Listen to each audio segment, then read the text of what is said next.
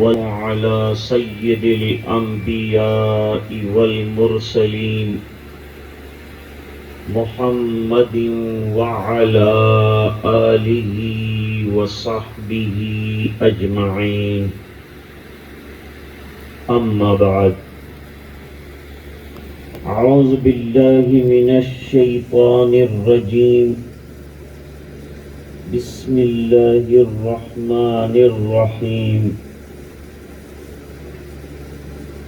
والوزن يومئذ الحق. وقال الله تعالى: وأما من ثقلت موازينه فهو في عيشة راضية. صدق الله العظيم. اللهم صل على سيدنا محمد وعلى آل سيدنا محمد وبارك وسلم.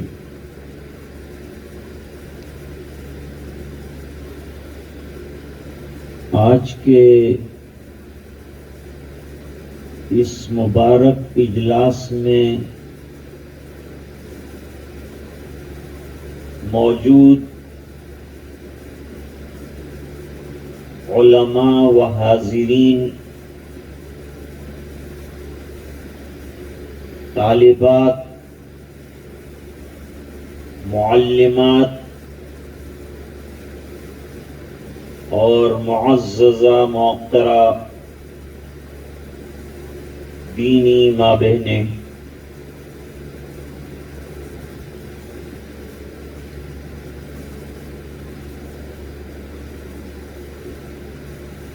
قرآن کریم کے ختم پر دعائیں قبول ہوتی ہیں اور حضرت انس رضی اللہ تعالی عنہ کا معمول تھا کہ جب قرآن شریف ختم کرتے تو تمام گھر والوں کو جمع کر لیتے اور فرماتے تھے کہ ختم قرآن کریم کے موقع پر دعائیں قبول ہوتی ہیں، چلو دعا کرو۔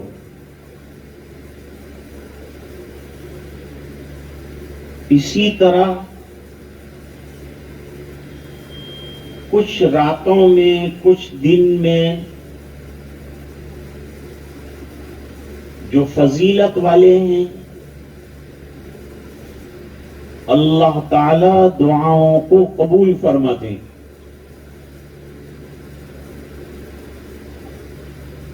چنانچہ حدیث شریف میں فرمایا: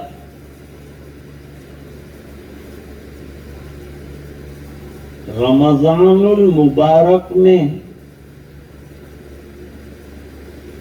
بوقت افطار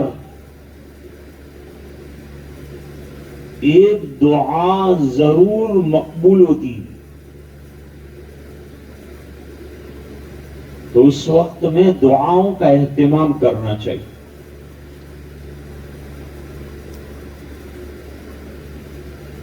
آج جامعہ آمنہ للبنات کے لیے خوشی کا دن ہے اور ان کی طالبات دو طالبات فارغ ہو رہی ہیں۔ ان کے لیے مسرت کا دن ہے کہ اتنی بڑی کتاب جو اصح الکتب بعد کتاب اللہ، یعنی قرآن کریم کے بعد سب سے صحیح کتاب بخاری شریف، الجامع صحیح البخاری ختم ہو رہی ہے۔ علماء نے لکھا کہ ختم بخاری کے موقع پر بھی دعائیں قبول ہوتی۔ چنانچہ سید جمال الدین ایک محدث گزرے ہیں، انہوں نے اپنے چچا سید اصیل الدین جو بڑے محدث تھے ان کے حوالے سے نقل کیا ہے، وہ فرماتے ہیں مختلف حوادث اور بلایا کے موقع پر میں نے 120 مرتبہ بخاری شریف ختم کی، اور جب دعا مانگی ہے اللہ تعالیٰ نے قبول فرمائی۔ مشائخ لکھتے ہیں کہ جس کشتی کے اندر بخاری شریف رکھ دی جائے گی وہ کشتی ڈوبنے سے بچ جائے گی۔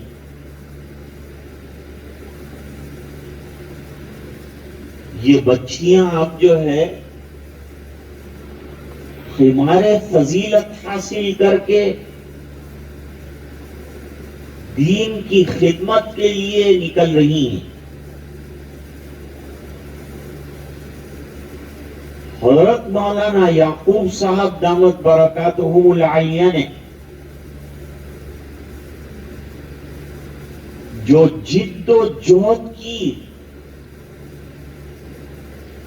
اور مدرسے کو یہاں تک لا کے ترقی پذیر کیا کہ بخاری شریف کا ختم تک آج ہو رہا ہے۔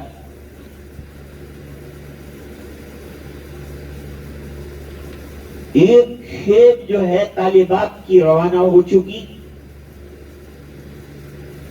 یہ دوسرا اجلاس ہے، اور آئندہ اس سے زیادہ طالبات جو ہیں فارغ التحصیل ہو رہی ہیں۔ اللہ تعالی مدرسے کو کامیاب فرمائے، اور جو محنت حضرت کر رہے ہیں اللہ اسے قبول فرمائے۔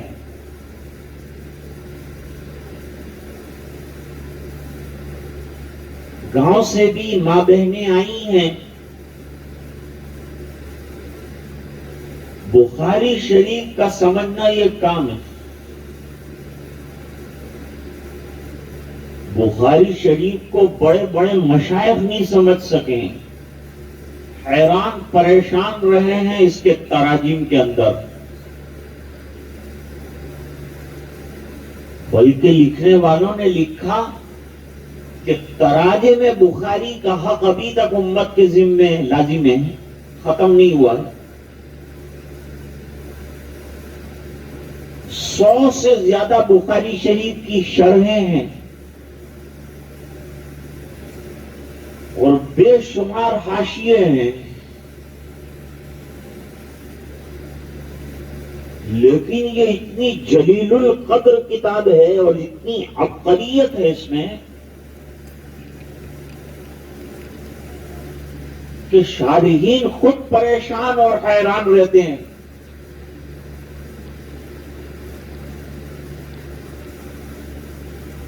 امام بخاری رحمت اللہ علیہ نے اس کی جلالت شان کو برقرار رکھنے کے لیے اور اس کی عبقریت کو باقی رکھنے کے لیے 16 سال کے اندر یہ کتاب کو مکمل کیا ہے۔ لگاتار 16 سال تک محنت کی، تب جا کر کے یہ کتاب پائے تکمیل کو پہنچی، اور ایک رات میں بخاری کے مختلف فوائد لکھنے کے لیے 20 مرتبہ اٹھے، چراغ جلاتے تھے، فائدہ لکھتے تھے، پھر سو جاتے تھے، پھر چراغ جلاتے تھے، پھر اٹھتے تھے، پھر لکھتے تھے، ایسا ایک رات میں 20 مرتبہ نوبت آئی۔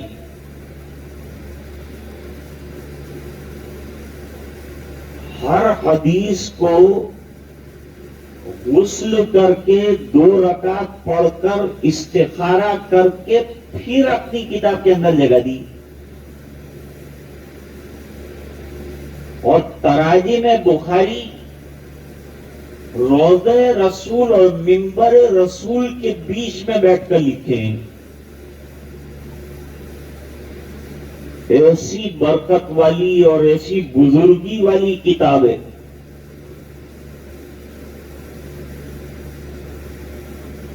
محمد ابن زید مروزی شافعی نے، وہ حکیم کے پاس سوئے ہوئے تھے. خواب میں حضور پاک صلی اللہ علیہ وسلم کی زیارت ہوئی.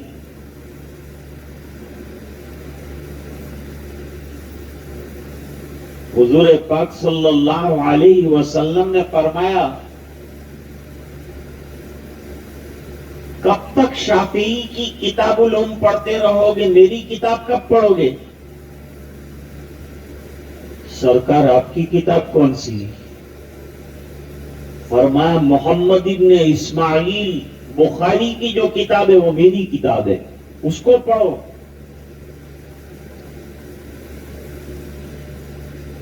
امام بخاری رحمت اللہ علیہ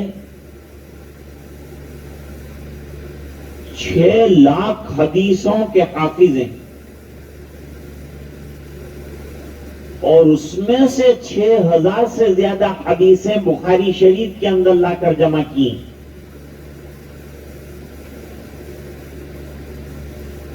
بچپن میں نابینا ہو گئے تھے. ماں بڑی نیک اور بڑی پارسا اور بڑی متقیہ تھی.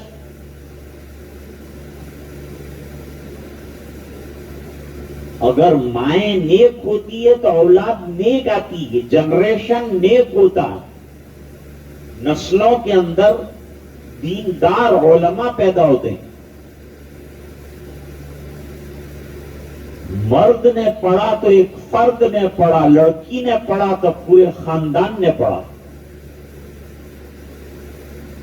اور اللہ تعالیٰ نے لڑکیوں کو بڑا ٹیلنٹ دیا ہے، لڑکوں سے آگے ہیں پڑھنے کے اندر، تعلیم کے اندر، شوق بھی اتنا ہے.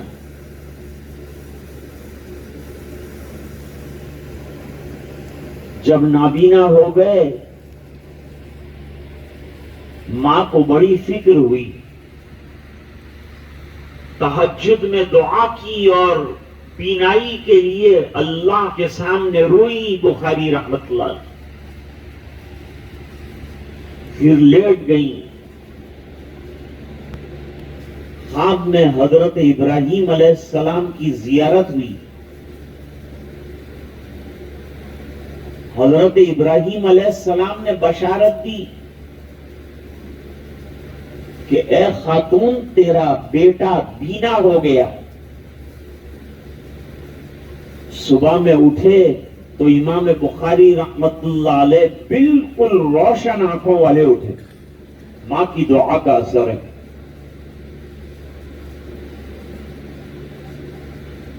شارحین نے لکھا ہے ایک مرتبہ لمبا سفر کرتے کرتے کرتے رات کو سوئے تو بینائی چلی گئی بڑی عمر میں.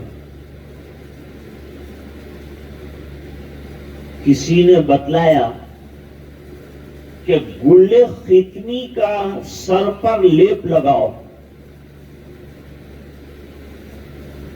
چنانچہ امام بخاری رحمت اللہ علیہ نے سر پر جو ہے لیپ لگوایا گلے ختمی کا، کہ گیلے ختمی کا.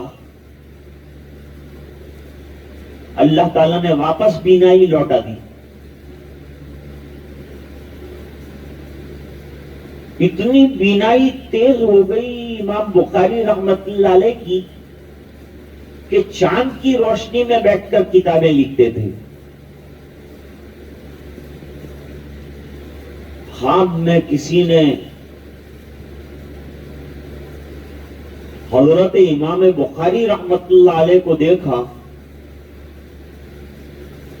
کہ حضور صلی اللہ علیہ وسلم کے پیچھے پیچھے چل رہے ہیں. جہاں سرکار کا قدم پڑتا ہے وہاں حضرت امام بخاری تلاش کر کر کے قدم رکھتے ہیں. اتباع سنت بہت ہے.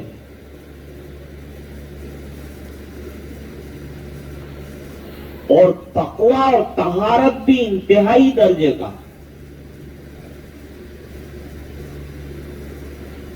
چنانچہ ادب المفرد یہ ایک کتاب ہے، امام بخاری کی تحریر کردہ حدیثوں کی کتاب ہے. اس میں حضرت نے لکھا ہے، یہ کتاب بعض جگہ پر جو ہے نصاب کے اندر داخل ہے. اس میں زندگی گزارنے کے آداب حدیث کی روشنی میں بیان کیے ہیں. امام بخاری رحمت اللہ علیہ تحریر فرماتے ہیں، مغتبت، میں نے غیبت نہیں کی، منذ سمعت ان الغیبت حرام، جب سے میں نے پڑھ لیا اور سن لیا کہ غیبت کرنا حرام ہے، میں نے کسی کی غیبت نہیں کی پوری زندگی. یہ تقوی کا عالم ہے. تہجد میں بڑی پابندی سے اٹھتے تھے اور تہجد ادا فرماتے تھے. سنت کو کبھی نہیں چھوڑا امام بخاری رحمت اللہ علیہ.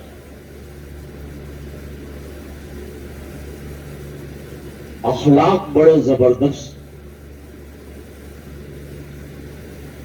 کمرے کے اندر ایک باندی اور ان کی ملازمہ داخل ہوئی. چاروں طرف کاغذ پھیلے ہوئے تھے، دوات پھیلی ہوئی تھی، روشنائی تھی.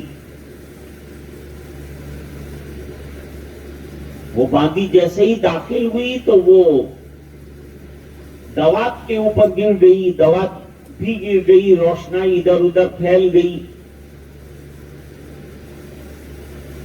امام بخاری رحمت اللہ علیہ نے فرمایا کہ دیکھ کر نہیں چلتی. کہا کمرے میں پیر رکھنے کی جگہ نہیں ہے تو کیا دیکھتی میں. امام بخاری رحمت اللہ علیہ نے کہا جا، تجھ کو میں نے آزاد کر دیا. امام بخاری رحمت اللہ علیہ نے اس کو آزاد کر دیا.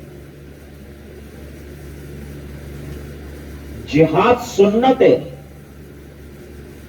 امام بخاری تیر اندازی کی مشق کرتے تھے اور نشانہ کبھی بھی خطا نہیں ہوتا تھا.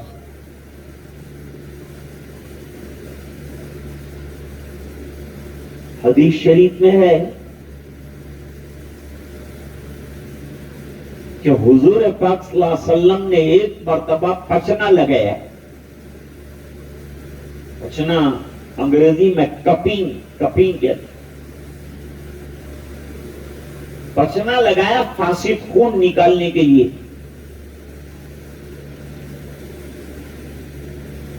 اور وہ پچنا لگانے والے کا نام لکھا ہے ابو طیبہ. ابو طیبہ کو حضور نے 1 دینار دیا، یعنی سونے کا سکہ دیا. اب ایک سونے کا سکہ تو کافی قیمتی ہوتا ہے. امام بخاری نے پڑھ لیا تو اس سنت پر بھی عمل کرنے کے لیے 1 سونے کا سکہ جمع کر کے رکھا اور پچنا لگانے والے کو 1 دینار دیا. اس نے کہا حضرت یہ بہت ہے. فرمایا سنت کے سامنے کچھ بھی نہیں. میرے سبھی کی سنت ادا ہو گئی. میں نے تمنا کی تھی کہ دل میں ایک مرتبہ انشاءاللہ اس سنت پر بھی عمل کروں گا. عمل کیا. بخاری پڑھنے والے یاد رکھیں کہ امام بخاری رحمت اللہ علیہ کی کتاب ایک میزان ہے اور امام بخاری رحمت اللہ علیہ چاہتے ہیں کہ ہر مسلمان کی زندگی اس میزان پر پوری اترے. اس کی زندگی معیاری اگر بنانا ہے تو بخاری کی ہر حدیث پر عمل کرنا ہے. خود امام بخاری رحمت اللہ علیہ نے احادیث کی بڑی قدر کی ہے. ایک مرتبہ سفر میں نکلے، ایک اوباش بھی ساتھ ہو گیا. جس کو معلوم تھا کہ امام بخاری مالدار آدمی ہے. امام بخاری رحمت اللہ علیہ کی کچھ جائیدادیں تھیں، کچھ زمینیں تھیں، وہ کرائے پر دے دیتے تھے اور خود رات دن جو ہے عبادت میں لگے رہتے تھے. رمضان المبارک میں روزانہ 40 پارے قرآن پڑھتے تھے اور تراویح خود سناتے تھے.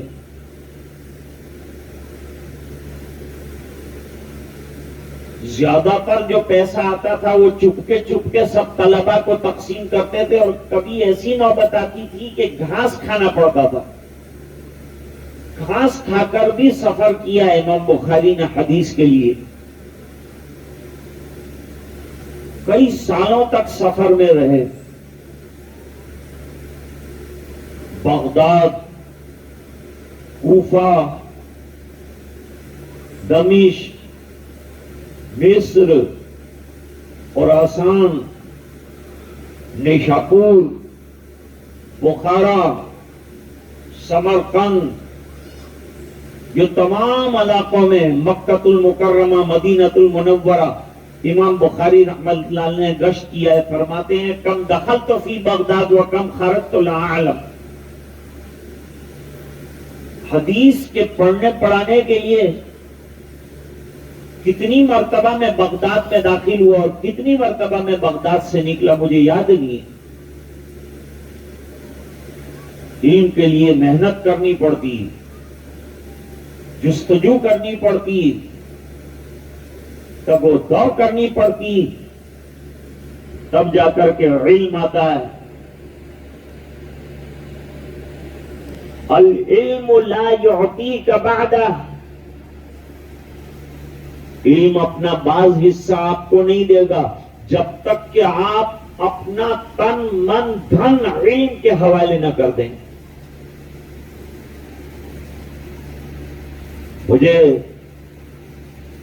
حضرت مولانا یعقوب صاحب نے بتلایا کہ یہاں طالبات کشمیر سے بھی آئیں، مظفر نگر سے بھی آئیں، بمبئی سے بھی آئیں.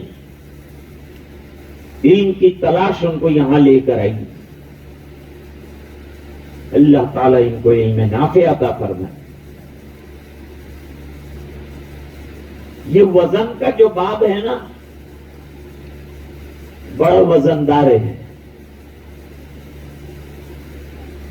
ڈرتا ہوں اس پر بحث کرنے سے کہ ماں بہنیں اس کو سمجھ پائے گی کہ نہیں. لیکن چونکہ معلمات بھی ہیں اور طالبات بھی ہیں جنہوں نے ابھی حدیث شریف پڑھی ہے، اس لیے کچھ باتیں آپ کے سامنے ذکر کروں گا. ایک سیمپل خالی پیش کروں گا، ٹھیک ہے مولانا یعقوب صاحب؟ کیونکہ پوری بحث اگر کروں گا تو رات کو مستورات جلسے میں نہیں آئے گی، اس لیے ابھی شارٹ رکھتا ہوں تاکہ بات سمجھ میں بھی آئے. کیونکہ علمی بحث تو وہاں درسگاہ کے اندر ہو چکی ہے. آپ کو تو یہاں بخاری کا ایک سبق کی جھلک دکھانے کے لیے بلائے تاکہ آپ بھی اپنی بچیوں کو داخل کریں. کتنا اچھا ادارہ، الحمدللہ، سبحان اللہ. کوساڑی کی قسمت جاگ اٹھی. بڑا خوش قسمت گاؤں ہے کہ جہاں بخاری شریف کا درس ہو رہا، کتب ستہ کا درس ہو رہا. آئے نہیں کوساڑی والے، کوئی بات نہیں، لیکن اپنی بچیوں کو بھیجیے. یہ ادارہ آپ کے لیے بنایا گیا ہے، فائدہ اٹھاؤ.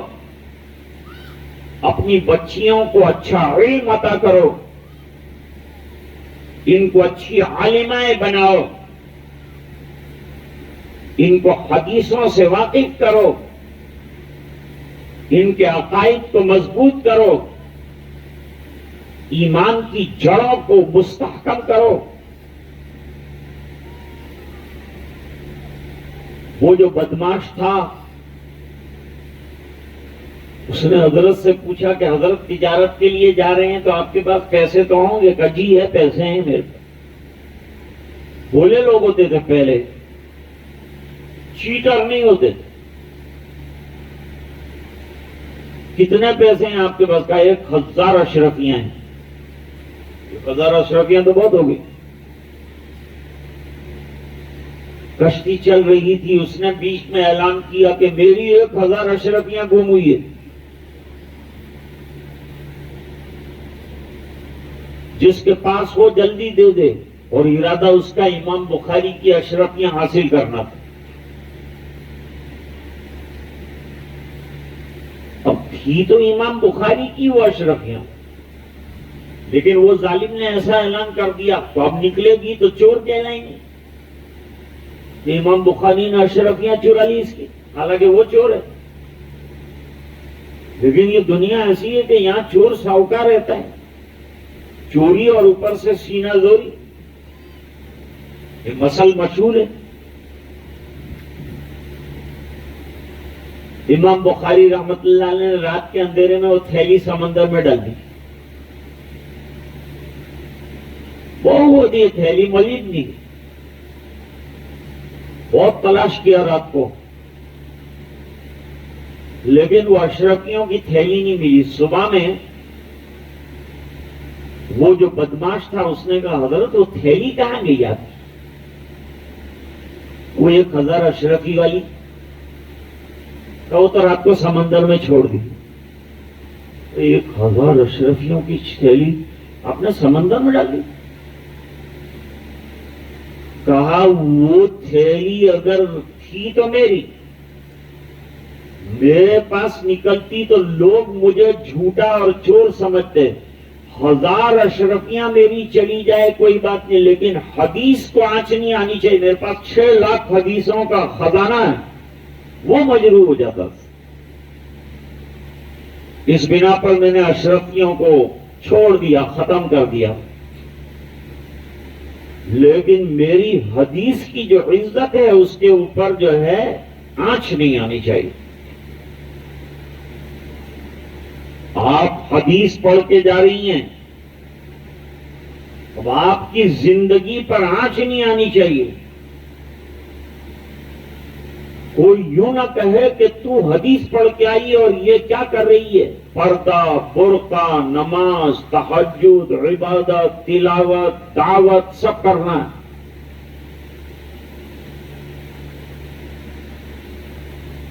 اب آ جائیے ذرا، محنت سے بچیوں نے ایک بات پڑھا ہے۔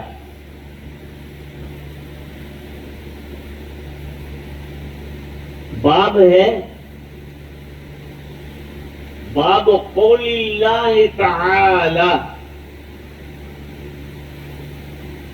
امام بخاری رحمت اللہ علیہ کے قواعد میں سے، چونکہ علماء بھی ہیں، امام بخاری رحمت اللہ علیہ جب کوئی دعویٰ کرتے ہیں تو قرآن کی دلیل پیش کرتے ہیں۔ جب کوئی اہم مسئلہ پیش آتا ہے تو قرآن کی آیت لاتے ہیں۔ جب کوئی کتاب شروع کرتے ہیں تو لازماً قرآن شریف پہلے جو ہے وہ لاتے ہیں۔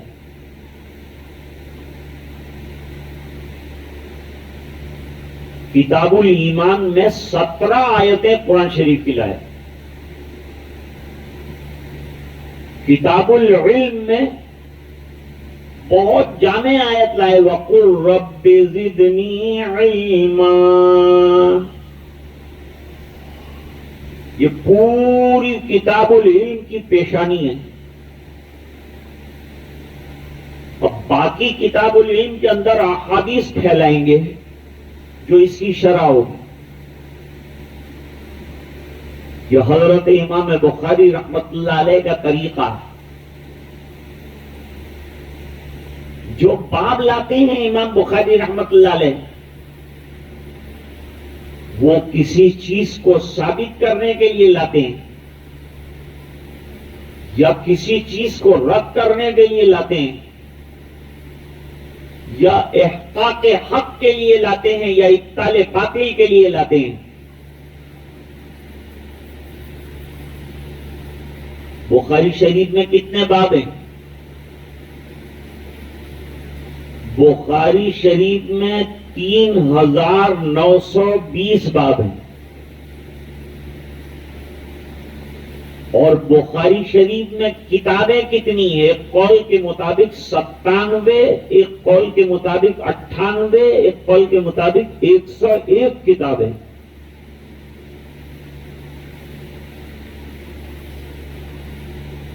یہ آخری کتاب کی آخری باب کی آخری حدیث ہے، کتاب التوحید۔ توحید یعنی ونیس آف اللہ سبحانہ و تعالی۔ گجراتی میں آپ ہوں کہ نہیں؟ آپ گجرات میں علماء بیعت ہوں ایکیشور واد، اللہ ایک ہے، دو بھی نہیں ہے، تین بھی نہیں، ایک سے کم بھی نہیں، ایک سے زیادہ بھی نہیں۔ کتاب التوحید میں امام بخاری رحمت اللہ علیہ نے اہل سنت والجماعت کی توحید پیش کی ہے کہ اہل سنت والجماعت کے نزدیک توحید کا معاملہ مسلم ہے، اور اہل سنت والجماعت باری تعالیٰ کی صفات کو بھی مانتے ہیں، جہمیہ نہیں مانتے۔ یہ جہمیہ کیا بلائے ہیں؟ یہ ایک فرقہ تھا، جہم ابن صفوان اس کا لیڈر تھا، اور وہ جعد ابن درہم کا شاگرد تھا۔ سن 128 ہجری میں مار ڈالا گیا۔ فلسفے سے واقف تھا، دین سے کم واقف تھا۔ وہ کہتا تھا کہ اللہ تعالی کی کوئی صفت نہیں۔ معتزلہ بھی کہتے ہیں کہ اللہ تعالی کی صفات اللہ کی ذات میں انکلوڈ ہے، الگ نہیں ہے۔ اور اہل سنت والجماعت کہتے ہیں باری تعالیٰ کی صفات بھی ثابت ہیں، جیسے کہ باری تعالیٰ کی ذات ثابت، اور باری تعالیٰ کی کئی صفات ہیں۔ بعض حضرات ہیں تو 1040 صفات ذکر، اور ترمذی شریف کی روایت میں 99 صفات ہیں۔ اور اللہ تعالیٰ ذات میں یکتا ہے تو اللہ تعالیٰ صفات میں بھی یکتا ہے، صفات میں بھی اس کا کوئی شریک نہیں، جیسے ذات میں اس کا کوئی شریک نہیں۔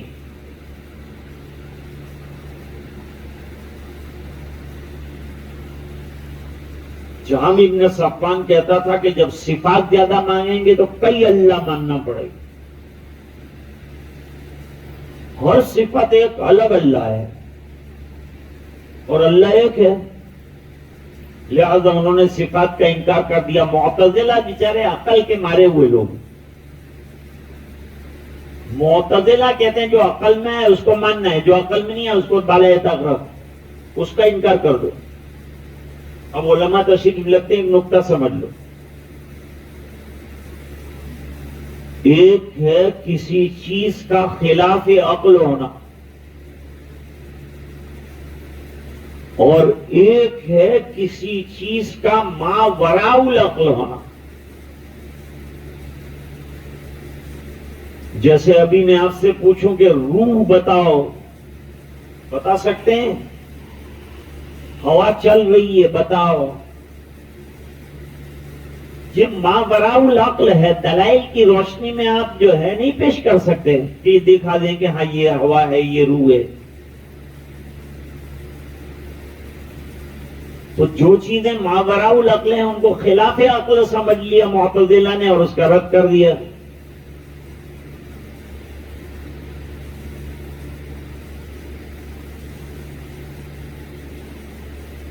آخری کتاب کا نام جو ہے اس کے اندر بھی اختلاف ہو گیا۔ کتاب التوحید ایک نام تو یہ ہے. ابھی تو میں اس میں نہیں جا رہا ہوں کہ پہلی کتاب میں اور آخری کتاب میں کیا مناسبت. اپنی یہ جو باب ہے یہی سمجھ لے تو غنیمت.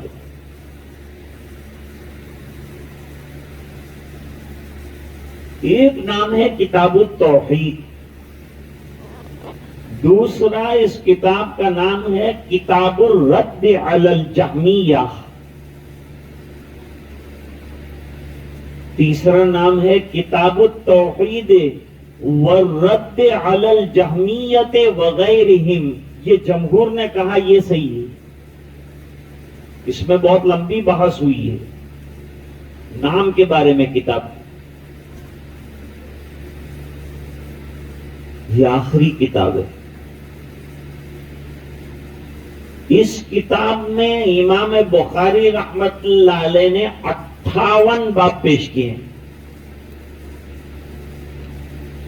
اور اس کتاب میں 245 حدیثیں لائے ہیں، اور تقریباً 36 آثار لائے ہیں اور ان کو بیان فرمایا ہے.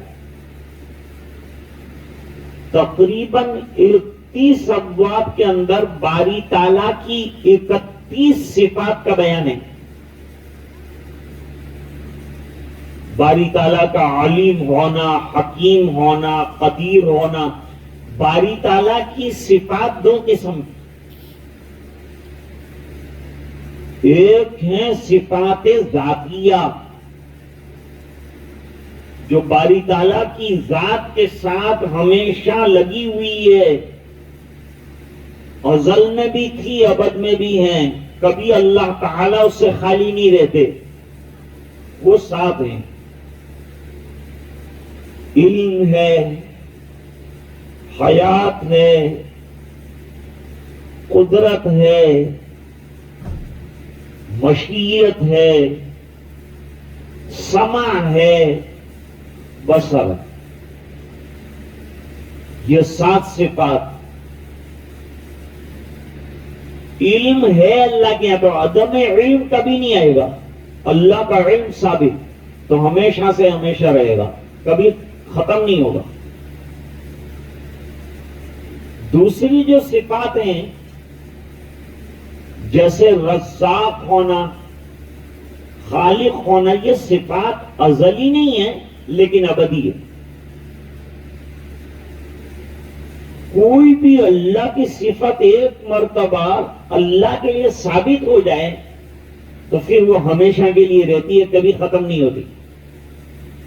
تو بعض صفات ازلی تو نہیں ہے لیکن ابدی ضرور ہے.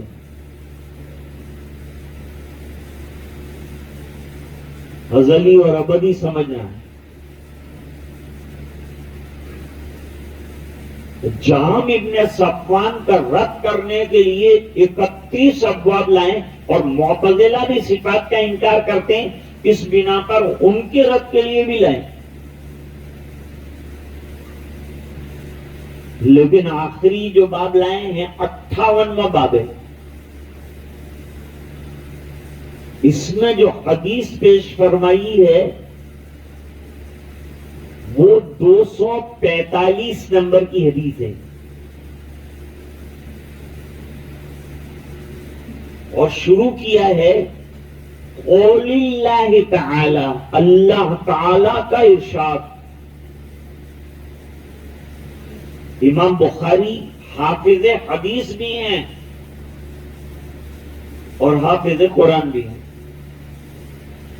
اس لیے ان کی کتاب میں عبقریت بہت ہے. جگہ جگہ قرآن کی آیتیں اچانک کہاں جاتے ہیں اور کہاں کی آیت لے کے آ جاتے ہیں. لوگوں کو سمجھنا اس میں مشکل ہو جاتا ہے. اللہ تعالیٰ فرماتے ہیں وَنَضَعُ الْمَوَازِينَ الْقِسْطَ لِيَوْمِ الْقِيَامَةِ. یہ سورۃ الانبیاء کی 47ویں نمبر کی آیت ہے جو امام بخاری رحمت اللہ علیہ نے دلیل میں پیش کی ہے. معتزلہ وزن کا انکار کرتے ہیں. وغیرہم سے کون لوگ مراد ہے؟ بعض لوگوں نے کہا قدریہ مراد ہے. ابن حجر عسقلانی نے لکھا کہ قدریہ مراد ہے، ان کو رد کرنا ہے. اور حضرت گنگوہی رحمت اللہ علیہ نے فرمایا وغیرہم میں جتنے فرقے باطل ہیں تمام کو رد کیے. ایک نقطہ جو اب یہاں علماء بیٹھے ہیں ان کے کام آئے گا. امام بخاری رحمت اللہ علیہ نے پوری کتاب میں فرق ضالہ کی تردید کی. یہ فرق ضالہ کون کون سے ہیں؟ خوارج، معتزلہ، اب نہیں ہے یہ فرقے لیکن اس زمانے میں تھے. خوارج، معتزلہ، شیعہ، روافض، مرجیہ، قدریہ، جبریہ، کرامیہ، جہمیہ، معطلہ، مشبہہ. سیدنا عبد القادر جیلانی رحمت اللہ تعالی علیہ نے غنیت الطالبین میں مسلمانوں کے گمراہ فرقے 10 لکھے ہیں، اور حکیم الاسلام نے شرح عقائد میں جو حاشیہ لکھا ہے اس کے اندر 6 فرقے لکھے ہیں. اسلام کے گمراہ فرقے. علامہ زاہد الکوثری نے لکھا ہے کہ جہمیہ کے کئی فرقے ہیں اور کئی شاخیں ہیں، ان میں سے جہمیہ کی ایک شاخ وہ ہے جو میزان کا انکار کرتی ہے، وزن نہیں کیا جائے گا وہ کہتے ہیں. میں نے آپ کے سامنے 2 آیتیں پڑھی وزن کی. قرآن کریم میں مختلف مواقع میں اعمال کا وزن کیے جانے کی آیتیں ہیں.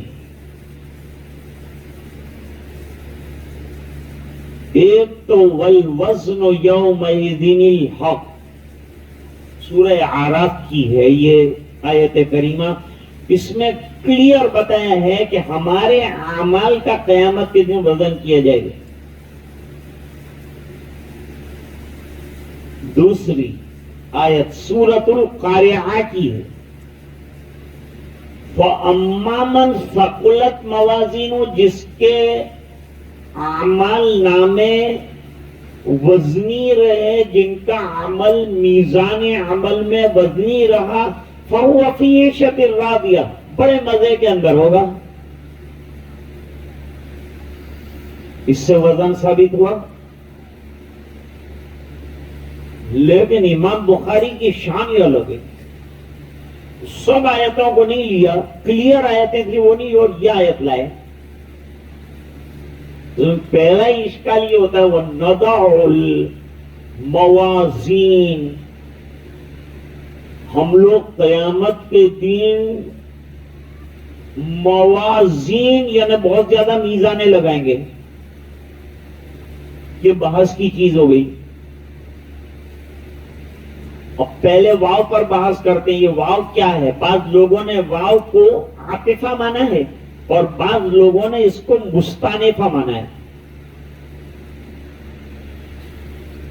نضع جمع متکلم کا صیغہ ہے، اللہ ایک ہے.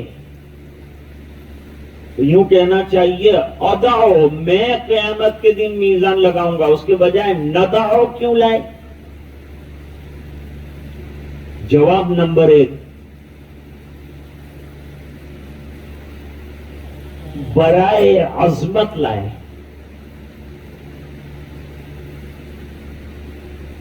جب اللہ تعالیٰ اپنی شان رحمت بیان کرنا چاہتے ہیں اور شان رافت بیان کرنا چاہتے ہیں، اس وقت اللہ تعالیٰ واحد کا صیغہ لاتے ہیں. جیسے اليوم اکملت لکم دینکم واتممت علیکم نعمتی ورضیت لکم الاسلام دینا. یہ واحد کا صیغہ ہے، کیونکہ یہاں شان رحمت بیان کی ہے، لیکن جب باری تعالیٰ اپنی شان عظمت بیان کرنا چاہتے ہیں اور جلال بیان کرنا چاہتے ہیں تو اس وقت جو ہے جمع کا صیغہ لاتے ہیں. جیسے انا نحن نزلنا الذکر وانا لہ لحافظون، جمع کا صیغہ لائے. اور یہاں لائے ندعو، ہم جو ہیں قیامت کے دن رکھتے ہیں. اب یہ بحث ہو گئی کہ کیا میزان عمل جس کے اندر عمل تولے جائیں گے وہ میزان اور ترازو ابھی تیار ریڈی ہے کہ اس دن بنائیں گے؟ جواب ایک قول یہ ہے کہ بن چکا ہے، تیار ہے. جیسے جنت تیار ہے، جہنم تیار ہے، اس طرح میزان بھی تیار ہے، ترازو تیار ہے. دوسرا قول یہ ہے کہ نہیں، قیامت کے دن اللہ تعالیٰ کو بنانے میں دیر کتنی لگتی ہے؟ قیامت کے دن بنائیں گے. دونوں طرف جانے والے گئے. اب مٹیریل کیا ہوگا؟ یہ جو اسکیل بنائیں گے لوہے کا، آئن کا ہوگا، گولڈ کا ہوگا، سلور کا ہوگا، کیا ہوگا؟ اس کے بارے میں شارحین حدیث نے توقف کا قول اختیار کیا. نمبر 3، یہ میزان یعنی یہ ترازو اٹھائے گا کون؟ دو قول. ایک حدیث میں فرمایا بے یدہی المیزان، اللہ کے دست قدرت میں ہوگا ترازو. دوسری حدیث میں فرمایا حضرت جبریل علیہ السلام میزان کو اٹھائیں گے اور اس کے اندر اعمال کون ڈالے گا؟ تو فرمایا حضرت میکائیل علیہ السلام ڈالے. اور وہاں حضرت آدم علیہ السلام ذریت کا حال دیکھیں گے، کس کا وزن زیادہ ہو رہا ہے، کس کا کم ہو رہا ہے، کیا حال میں ان کو چھوڑ کے آیا تھا اور کیا ہو گئی ہے. ہر ایک کا نام پکارا جائے گا، فلان صاحب آ جائیں، لین لگی ہوگی اور لوگ ایک دوسرے پر گر رہے ہوں گے. جلدی ہمارا حساب ہو جائے، جنت میں جانا ہے تو جنت میں جائے، جہنم میں جانا ہے تو جہنم میں جائے، لیکن حساب جلدی پڑ جائے. اس لیے حضور پاک صلی اللہ علیہ وسلم نے ایک دعا بتائی، اللہم حاسبنا حسابا یسیرا، اللہ قیامت کے دن ہمارا ہلکا حساب لیو. جیسے ہم لوگ کسٹم میں آتے ہیں تو ایک گرین چینل ہے، ایک ریڈ چینل ہے. اگر آفیسر نے کہا کہ ریڈ چینل میں جاؤ تو مشکل، اب صاحب دیکھے گا پین کیوں لائے، بسکٹ کیوں لائے، کھانے کے لیے لائے. پین کیوں لائے؟ تو پین لکھنے کے لیے لائے. جو اصل مقصد ہے وہ نہیں بولتا. شریف ڈاکو ہے. یہ جو ہے ریڈ چینل اور گرین چینل والا بس وزن اسکریننگ کرو، سامان لے کر جاؤ، جلدی باہر نکل جاؤ. فرمایا بس اللہ تعالیٰ خالی دیکھ لے، ہو گیا، چلو بھائی جاؤ جنت میں جاؤ، آگے جاؤ، ہمارا کام ہو گیا، ہمارا بیڑا پار ہو گیا. اب یہ میزان بڑا کتنا ہوگا؟ یہ اسکیل کا تو اتنا وزن کرنا ہے، اتنے اربوں خربوں لوگوں کا وزن کرنا ہے، تو اسکیل کتنا بڑا ہونا چاہیے؟ ابو القاسم لالکائی ایک شاعر ہیں، وہ سلمان فارسی رضی اللہ تعالیٰ عنہ کی روایت نقل کرتے ہیں. دوسری روایت ابن عباس کی. وہ فرماتے ہیں کہ ترازو کا ایک پلڑا اتنا بڑا ہے کہ جہاں تک دیکھو وہاں تک وہ ایک پلڑا ہی نظر آتا ہے. ساتوں آسمان اور ساتوں زمین یہ ایک پلڑے کے کونے کے اندر آ جاتے. ایسے دو پلڑے ہیں.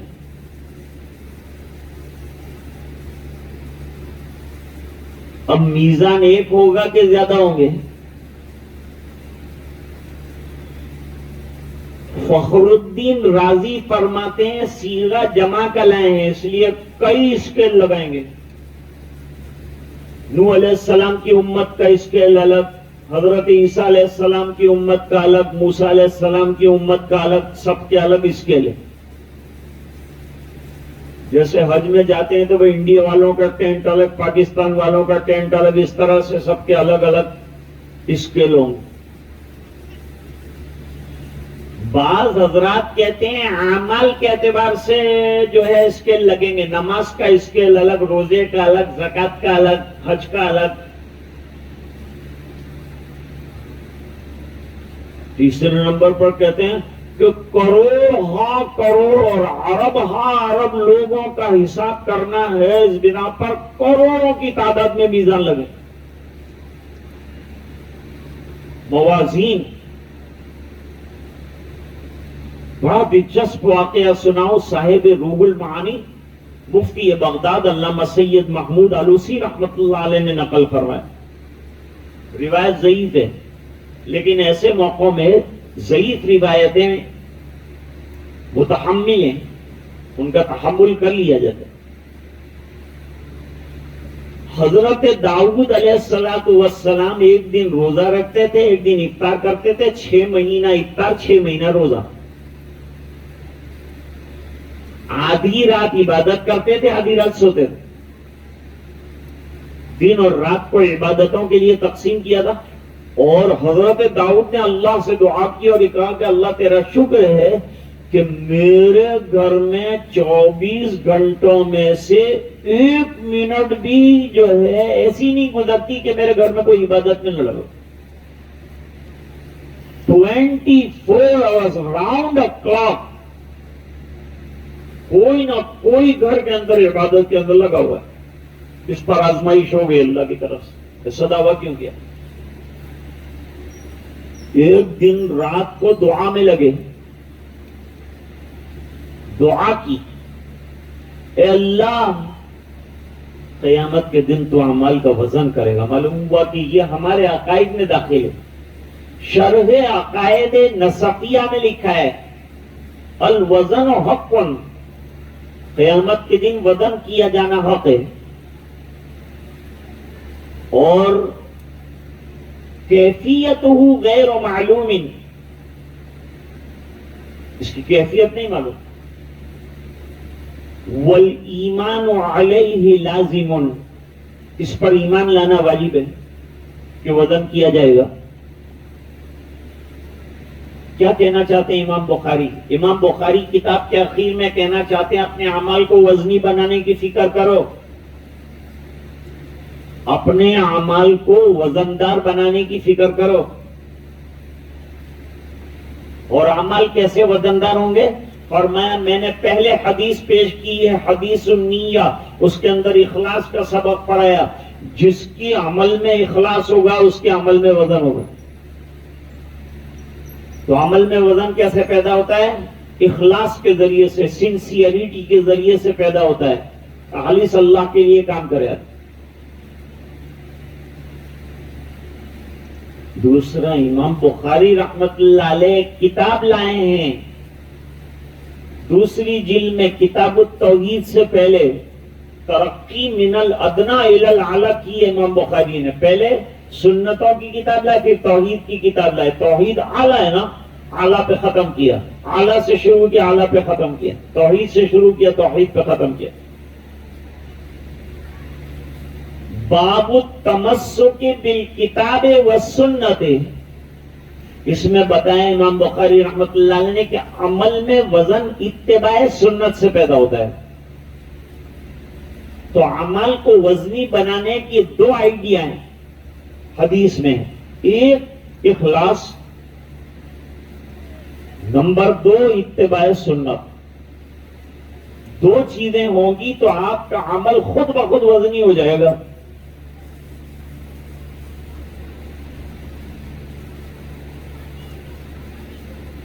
اب حضرت داؤد علیہ السلام نے کہا اللہ تو وزن کرنے والا ہے تو مجھے میزان دکھا دے. اللہ نے فرمایا بے ہوش ہو جاؤ گے، تمہارے دیکھنے کی بس کی بات نہیں. ضد کر لی اللہ سے کہ نہیں میں تو میزان دیکھنا ہی چاہتا ہوں. تو اللہ نے کہا ایک پلڑا دکھاؤں گا خالی،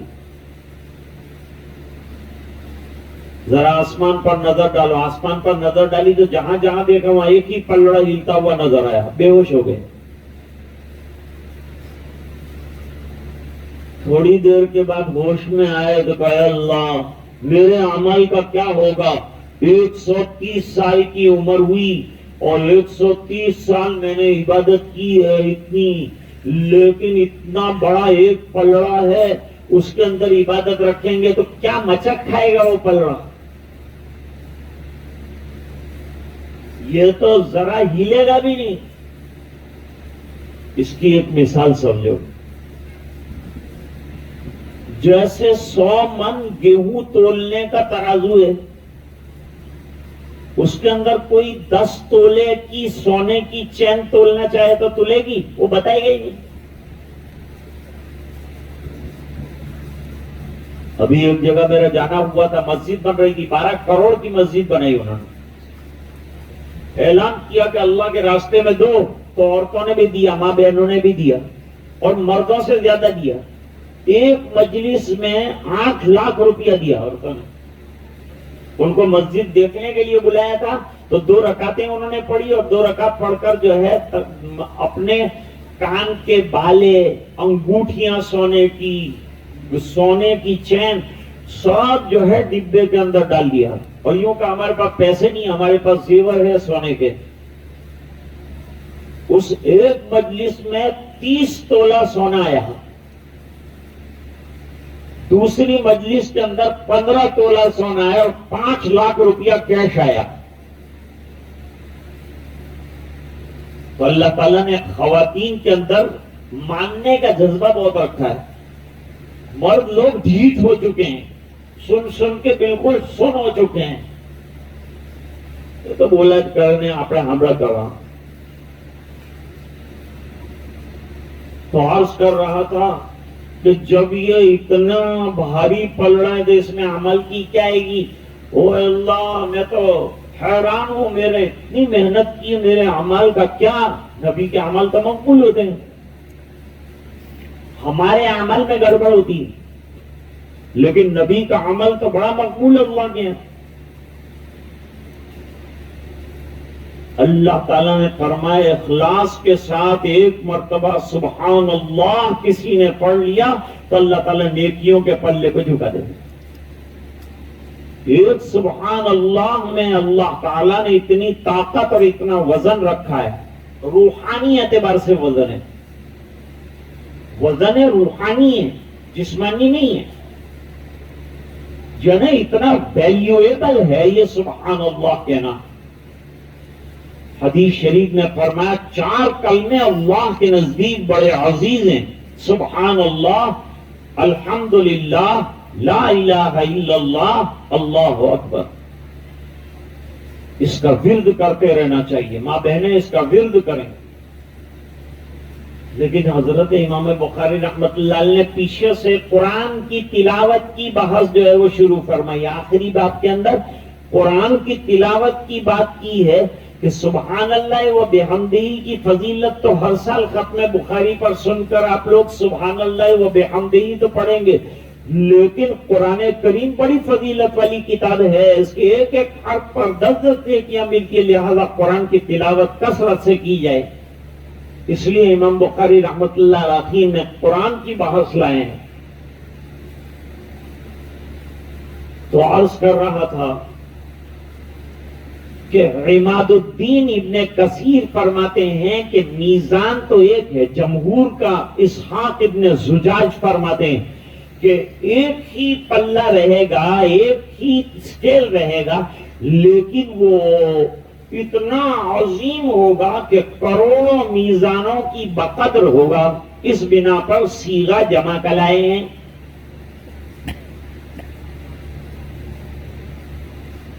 اب ایک لطیف نکتہ آپ کے سامنے رکھنا ہے. امام بخاری رحمت اللہ علیہ، آپ لوگ تھکے کیا؟ تھکے آپ لوگ؟ تو بند کرتا ہوں. امام بخاری رحمت اللہ علیہ یہ تو دعویٰ کر چکے کہ اعمال کا وزن کیا جائے گا. معتزلہ نہ کہتے ہیں. امام بخاری رحمت اللہ علیہ عمل کا وزن کیے جانے کی دلیل نہیں لا سکے، دلیل نہیں پیش کر سکے. جب عمل کی دلیل پیش نہیں کر سکے تو قول کی دلیل لائے.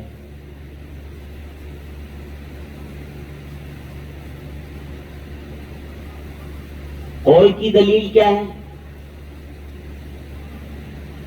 ان اعمال بنی آدم توزن، بنو آدم کے اعمال تولے جائیں. پھر لمبی بحث ہے. بنو آدم کے اندر تو سب آ گئے، نبی بھی آ گئے، کافر بھی آ گئے، مومن بھی آ گئے، منافق بھی آ گئے. بنو آدم اس میں استثناء ہے. آج ذکر نہیں کروں گا، آئندہ سال اگر موئے آپ کو سب بلائیں گے تو انشاءاللہ تفصیل بیان کروں. دوسری بات امام بخاری نے بہت نازک ہے. وہ نازک بات یہ ہے کہ ہمارے اقوال کا بھی وزن کیا جائے. ہم جو بولتے ہیں نا اس کا بھی وزن کیا جائے. پہلے تو ایک بحث تو یہ تھی، معتزلہ کہتے تھے عمل نظر نہیں آتا تو وزن کیسے کر سکتے ہیں؟ تو وہ تو جواہیر میں سے ہے نہیں، اعراض میں سے ہے، نظر نہیں آتا. صبح پڑھی نماز نظر آئی، دوپہر کو بھی نماز پڑھ کے ہم آئے، آپ بتا سکتے ہیں کہ یہ دوپہر کی نماز؟ نہیں بتا سکتے. تو اعمال تو نظر نہیں آتے، تو جو چیز نظر ہی نہیں آتی اس کا وزن کیسے کریں گے؟ تو معتزلہ کو سمجھ میں نہیں آیا، انہوں نے نہ کہہ دیا کہ وزن نہیں کریں. تو کیا کریں گے؟ کہتے عدل کریں گے، انصاف کریں گے. ہم کہتے ہیں وزن کی اتنی حدیثیں ہیں، اتنی آیتیں ہیں، کیسے انکار کر سکتے ہیں؟ سب کی تعویل کرنے کی کیا ضرورت ہے؟ جب تعویل کب کریں گے؟ جب کوئی اور راستہ نہ رہے. جب یہاں تعویل کے بغیر ہم کہہ سکتے ہیں کہ اللہ تعالیٰ ہر چیز پر قادر ہے، تو وزن کرنے پر بھی قادر ہے. انسان وزن کرتا ہے لوگوں کا. کسی نے تقریر کی، کہتے ہیں بہت بھاری تقریر کی، اپنے کو سمجھ میں نہیں آئی. دیکھو تقریر کو بھاری اور وزنی قرار دیا، بھائی تیرے پاس کون سا میزان ہے؟ فرماتے ہیں دماغ کے اندر اللہ تعالیٰ نے میزان لگایا ہے. ابھی نہیں، ابھی اس کو بند رکھو، جب تک بخاری کا ختم نہ ہو جائے کوئی سب و شربت نہیں. بخاری ختم ہوگی، اس بخاری کے بیچ میں کوئی عمل کرنا ادب کے خلاف ہے، شان بخاری کے خلاف ہے. اور بخاری کے بعد تقریر کرنا بھی بیکار ہے. اس لیے جب تقریر کرنے والے نے تقریر کی، ہم نے کہا بھاری تقریر. بالکل پتلا دبلا ایک آدمی ہم کہتے ہیں بھاری ہے. بھئی کہاں وزن کیا؟ دماغ کے اندر اللہ تعالیٰ نے ایک میزان لگایا. جب انسان جو ہے اس کے دماغ کے اندر ترازو لگے ہوئے ہیں اور وہ کسی کی تقریر کی، کسی کی تحریر کا وزن کرتا ہے، تو اللہ تعالیٰ اگر ہمارے عمل کا وزن کرے تو کیا مشکل ہے؟ کر سکتے ہیں. ہم کوئی مجبور خدا کو نہیں مانتے، ہم ایک مختار خدا کو مانتے ہیں جس کی شان کیا ہے؟ ان اللہ علی کل شیء قدیر. میرے والد صاحب فرماتے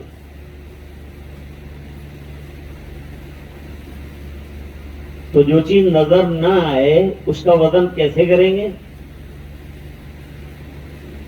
حضرت عبداللہ ابن عباس رضی اللہ تعالیٰ عنہ نے فرمایا کہ اللہ تعالیٰ جتنے اعمال ہیں ان کو شکلیں دے دیں گے. نماز کی ایک شکل ہوگی، روزے کی ایک شکل ہوگی، حج کی ایک شکل ہوگی، زکوٰۃ کی ایک شکل ہوگی. حدیث شریف میں فرمایا کہ جس نے اپنے مال کی زکوٰۃ ادا نہیں کی اس کے مال کو اللہ تعالی قیامت کے دن گنجے سانپ کی شکل میں اس کے گلے کے اندر لٹکا دیں گے. دیکھو زکوٰۃ کو سانپ کی شکل دی کہ نہیں. لطیف بات میں آپ کو یہ بتانا چاہتا ہوں کہ اپنی زبانوں کو کنٹرول کرو. ہمارے بزرگ بخاری پڑھاتے تھے، انہوں نے فرمایا پورا سال کچھ نہیں کیا اور بخاری میں بھی بس لگاتار جو ہے رواں دواں رہے، کچھ پتہ نہیں چلا کہ کیا ہوا، کیا پڑھا کیا نہیں پڑھا. تو ایک سبق اخیر میں امام بخاری پڑھانا چاہتے ہیں. وہ سبق یہ پڑھانا چاہتے ہیں کہ اپنی زبان پر کنٹرول رکھو، اس بنا پر کہ تمہارا لفظ لفظ تولا جانے والا ہے، تمہارے الفاظ تولے جائیں گے. دلیل کیا ہے؟ دلیل یہ ہے کہ حدیث ابو ہریرہ لائے ہیں جس کے اندر فرمایا کہ دو کلمات ایسے ہیں کہ حبیبتان الی الرحمن، یعنی محبوبتان الی الرحمن، اللہ تعالیٰ کے نزدیک محبوب ہیں. خفیفتان علی اللسان، خفیفتان علی اللسان کا مطلب یہ سہل الادا ہے، ادائیگی اس کی بالکل ایزی اور سہل ہے. اور ثقیلتان فی المیزان، میزان عمل کے اندر بہت وزنی ہے. وہ کیا ہے؟ سبحان اللہ و بحمدہ سبحان اللہ العظیم، سبحان اللہ و بحمدہ سبحان اللہ العظیم، سبحان اللہ و بحمدہ سبحان اللہ العظیم. وآخر دعوانا ان الحمد للہ رب العالمین.